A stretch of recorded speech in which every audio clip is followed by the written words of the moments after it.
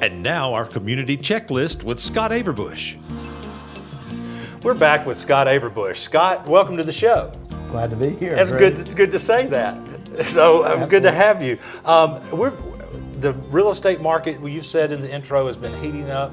Tell us a little bit about, I've heard rumors that there are some incredible financing changes that are coming down the pike. Let's talk about that for a minute. That's correct. And yeah, it is heating up, especially I think a lot of people are glad to see the heat come and the snow melt.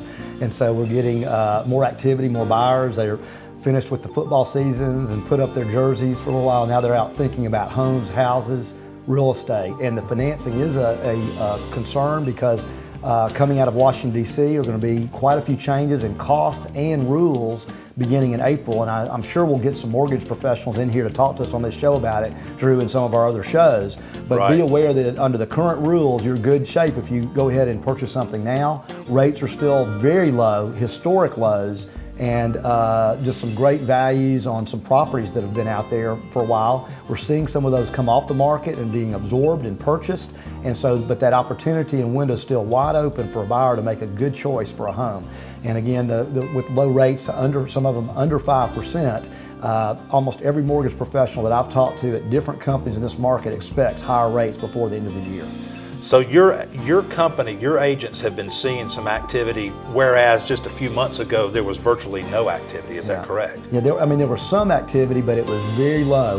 Low traffic at the listings, low phone calls, low traffic. The open houses that are going on, a lot more people are coming out and kicking the tires, and some of them are very serious and doing more than that and ready to put in offers and actually purchase properties. And then the calls and the interest is at a higher level now than it was. We're not back to the peak levels that we saw a few years ago, but we are seeing a much improving situation as far as activity in this market. Well, right, and we've got several things happening. The spring has always been a time where people do get out, do go looking for houses. The home builders, the Spring Home and Remodeling Show is the first weekend of March. So that's on the way too. So there's a lot of reasons to get out and to shop for a home. And you guys have a pretty good inventory right now, don't you? We do. We've got properties in all price ranges all over the metropolitan area of this community.